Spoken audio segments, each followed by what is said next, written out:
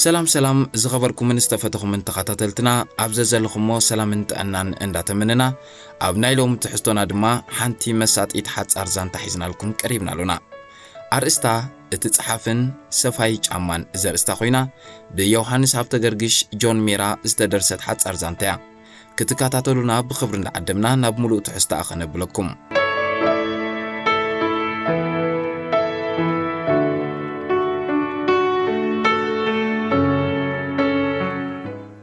صحفي فرق معلتي كاب سرحو تفديسو نجزا متأ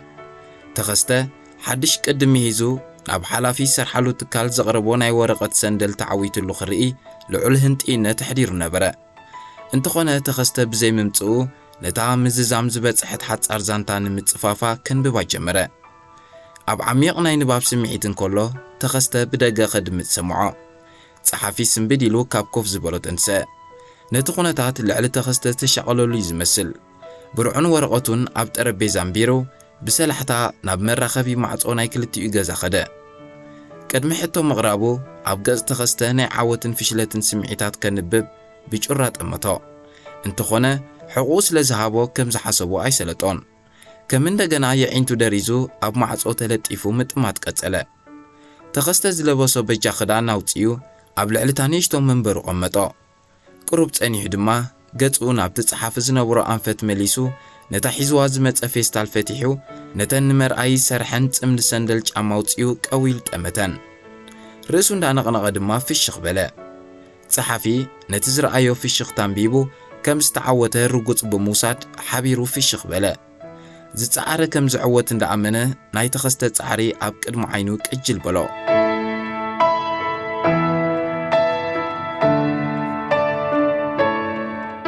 كلتيهم اب عدمه 30 زركبو سكوبليوم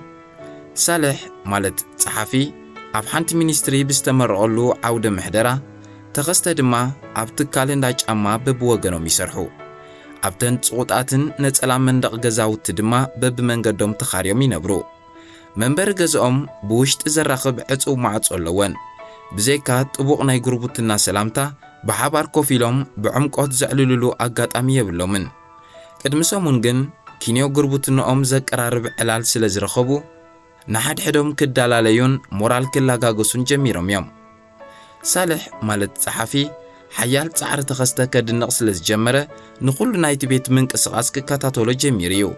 تخسته دما بحساب كحجزني يخيل زبل رديت ابلع لصحافه سلا زحدره كقربو جمره اب صحفت لعلته قداسنت سلا زرعيلو يدما صالح مبال قديفو صحافنا بلا متوع جمره تخسته بزي كابتا تكال سرحو مدب سرحو زي سرحالو تكال حدش قدج امان زمهازه سرحتنيا متبابع سلا زهب مس مسارحتو ابود در كم ستتصمده صحافي فليطيو صحافي صغاماي عينو تقيطو ناب معصو لغبا ات نخلتيو غزا زراخب زي كفوت عصو معصو ጩራ አይተሳኖን በታት ጸባብ መስኮት ዘአተወ ብርሃን ደሚቁ እንተ ተማዕጾ ገዛ ግን ተገፍቲኑ ነበረ ጸሐፊ ምዕዛቡ ቀጸለ ተኸስተ አብርኩ በጃን ጺፎ ነቲ ዝተቋረረ ጸረጊድ ወርቃቅቲ ከተሓሕዞ ይቃለስ ነበረ ኩሉ ተግባሩን ጸሐፊ አገረሞ ኣብ ዝሓለፈ መዓልታት ተስፋ ቆሪጹ ነቲ ናይ ፈተነ ወርቃቅቲ ብሕርቃን ክድርብዮ ብጩራ ናይ ማዕጾ ተዓዚብዎ ነይሩ በዚ ምኽንያት ድማ ዳግማ ያፈተነ ዝጸምዳይ መሰሎን ነይሩ ተኸስተ ሎምዳ ኸሜልካ ቀዲምካ ንገዛእቲኻ ሓተቶ ኦ ጸሐፊ መጺኻ ዲኻ ብሽክሌታ ስለዘላትኒ ተሰቲረ እንዴ መለሰሉ ተኸስተ ኣብ ዓሚቕ ስምዒት ሒሉ ነቲ ብመርፍእን ፈትልን ዘተሓሕዞ ዝነበረ ናይ ምርኢት ጫማ እንዳተዓዘበ እታ ሓጻር ዛንታሲ ዛዚምካ ያዶ ሎምስ ከተንብበለይ ትኸውን ኢኻ በለ ክዛረቦ ስለዝደለየ ጸሐፊ ሓጻር ዛንታ ይጽሕፍ ከም ዝነበረ ኣዕሊልዎ ነይሩ ዝሓጻር ዛንታ እዚኣ ትውዳዶ ኢልካ ኢኻ ምርኮ ሕጅስ ቀሪቤ መለሰ ጸሐፊ በቲ ጩራ ምጥማታ ረብሪብዎ ክዕርፍ እንዳቐንዐ ኣብታ ሓጻር ህሞት ተኸስተ ኣብ ዝነበረሉ ቤት ገልጠምጠም ዝብል ድምፂ ተሰምዐ ጸሐፊ ብስምባደ ናብ ማዕጾ ልግቢሉ ብጩራ ጠመተ ተኸስተ መቐዛው ዲቑ ከልዕል ነቲ ኣብ ቅድሚኡ ዝነበረ ጣውላ ምስ ጎተተዩ ድምፂ ዝገበረ ጸሐፊ ግና ተኸስተ ዳግማይ ተስፋ ቆሪጹ ናውቱ ዝደርበዮ መሲልዎ ነይሩ እቲ ሓቂ ምስ ተረጋገጸ ግን ትዕዝብ ተቐጸለ ኩሉ ምንቅስቓስን ስምዒትን ተኸስተ ኣብ ውሽጡ ጦብላሕታ ኣትሪፉሉ እዩ እታ ዝጀመርካያ ሓዳስ ቅዲ ጫማ ኣብ ምንታይ በጽሐት ሓተተ ብጭራይ ጥምት ከም ዘሎ ከም ዘየስተውዕለሉ ገሚቱ ተዛኒዩ ይዕዘብ ነበረ ኦይ ስቕዳበል ጸሓፊ ተስፋ ምቑራጽ ዝበሃል የለን እዛ ናተይ ፈተነን ሓጻር ዛንታኻን ግና መዓዝ ከም ዝውዳእ ኸይገረመኒ ተረፈን በጃኻባ ናትካ ወዳእያ እሞ እዛ ናተይ ድማ እንተሰዓበት በለ ተኸስተ እንዳሰሓቐ ጸሓፊ እውን ኣይሓመቐን ብሰሓቕ ኣሰነዮ ሓፂር ዛንታ እንታይ ምዃኑ ድማ ኣሕፅር ኣቢሉ ገለጸሉ እንተኾነ ተኸስተ እቲ መግለጺ ምንም ከም ዘይተረድኦ ብቕንዕና ሓበሮ ጸሓፊ ምስ ነፍሱ ክምስ ድሕር ምባል ንዕዮ ተኸስተ ብምድናቕ ሓድሽ ቅዲ ጫማ ናይ ገዛእ ርእሱ ጥበብ ምዃኑ ብምግላጽ ንተውህብኡ ክቕጽሎ ኣተባብዖ እዛ ፈተነ እንተዘይተዓዊተ እሞ በቃ ንመቕሽሽ ኢለ ንእሙረይ ከዘራርጎ ይደልኒ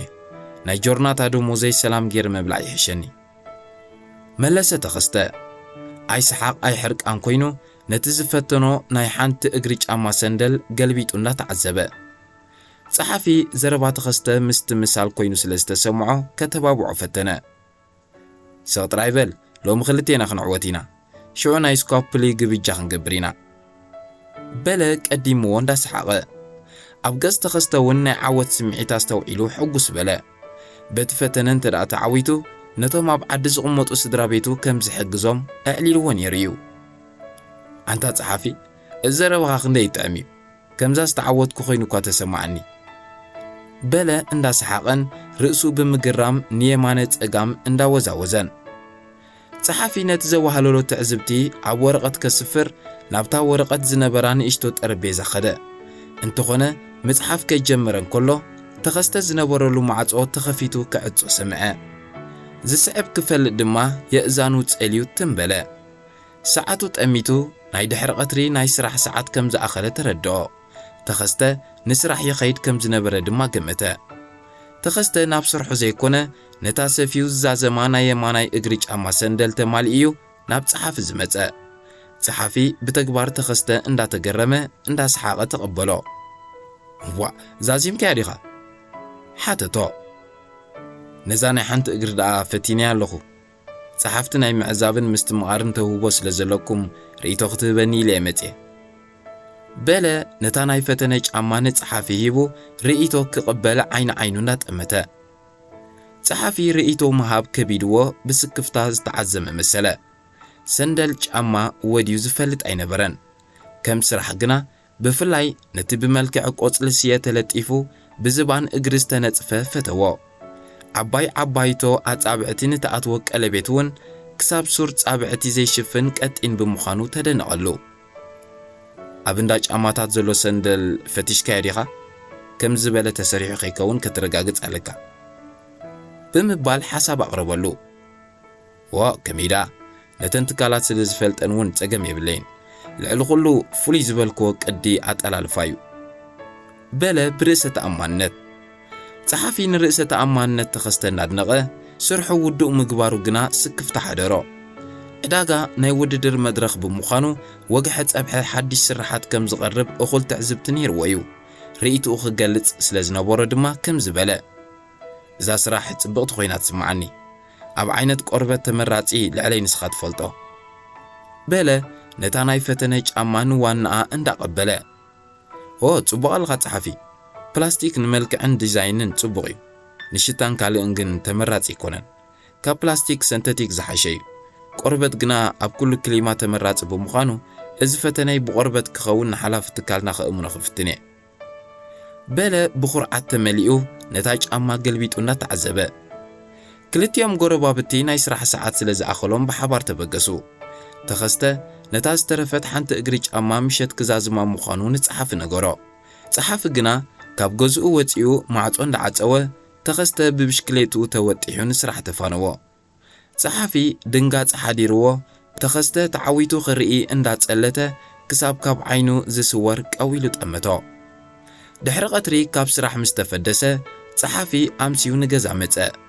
ተኸስተ ክሰርሕ ክጸንሖ ዝሓሰቡ ሓሳብ ኣይሰመረን نتا جمير واز نبر حصار زانتا غنا قصلا غوربيتو نتا ناي فتنه ጫማ ኣብታ ምሸት ዛዚሙ ንጽባሒቱን ሓላፍ ትካል ከረክቦ ምዃኑ ኣዕሊልዎዩ ስለዚ ንስውን ሓጻር ዛንትኡ ክዛዝም ኣለዎ ናይ መጽሓፍ ተውህቦ ስለ ዘለዎ ፍቕሪ ጽሑፍ ኣብ ዶሞ ኣትዩ ልዕሊ ተቃዋሚ ስርሑ ዝግደሰሉ ኣብ መራኸቢ ብዙሃን ብርክት ዝበሉ አንቀጻትን ሓጸርቲ ዛንታታትን ኣበርኪትዩ እታ ምሸት ድማ ኣብ ርእሱ ዝነበረት ትዕዝብ ተስፊሩ ዛንትኡ ናይ መዛዘመ ሕጥበ ጽሑፍ ከም ዝተረፋ ኣረጋጊጹ ብርዑን ወረቐቱን ኣቐሚጡ ክድቅስ ወሰነ ንግሆ ኣብ እንዳ ጎረቤቱ ገዛ ገልጠም ዝብል ድምጺ ተሰምዐ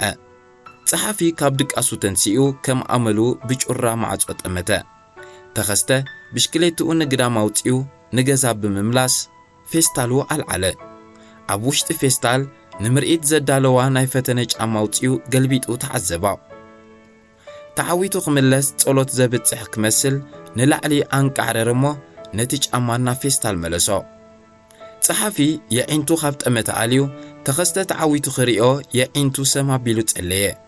መሳርሕቱ ንመቕሽሽ ክብሉ ኸይደቀሱ ከም ዝሓድሩ ካብ ዕላሉ ተረዲኡን ፈሊጡን እዩ ተኸስተውን ተዓዊቱ ነቶም ኣብ ዓዲ ዝርከቡ ስድርኡ ክሕግዝ ተመነየ በኣካል ረኺቡ ሰናይ ትምኒቱ ክገልጸሉ ብምሕሳብ ድማ ንግዳም ወፀ እንተኾነ ንሱ ኣብ ሓሳብ እንከሎ ተኸስተ ብሽክሌትኡ ኣልዒሉ ስለ ዝኸደ ኣይተራኸቡን ይዕወዶ ይኸውን በለ ምስ ነፍሱ ኣብ ደገ ወፂኡ ቁሩብ ጸኒሑ ናይ ስራሕ ሰዓት ከም ዝኣኸለ ዘከረሞ ፍርቂ መዓልቲ ደሃዩ ክፈልጥ ወሰነ ንስራሕ ክብገስ ናውቲ ስርሑ ከልዕል ናብ ውሽጢ ገዛ ኣተወ ጸሓፊ ብሓሳብ ተጎቢኡ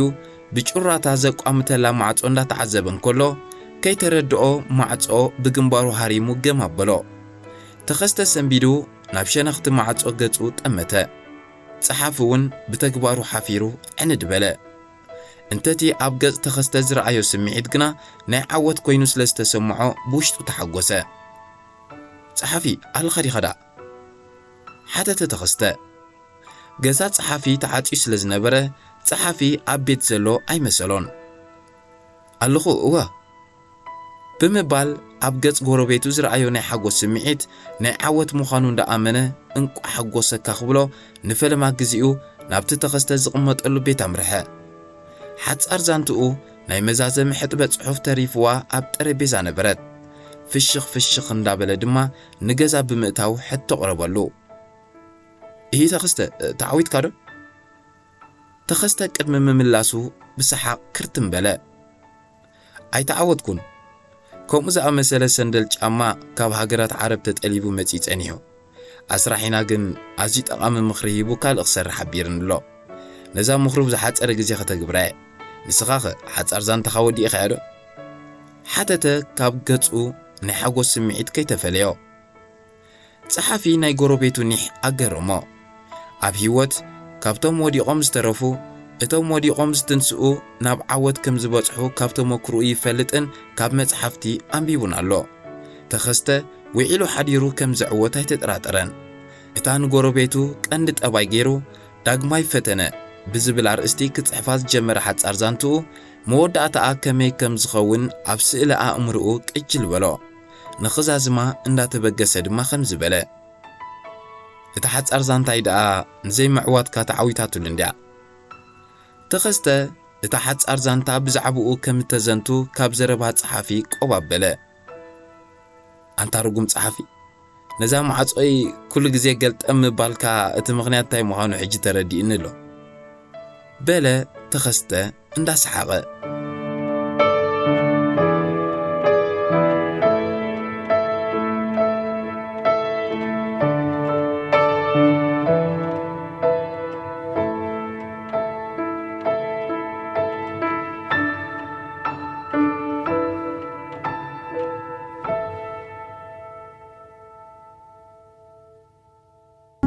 Cinema Samara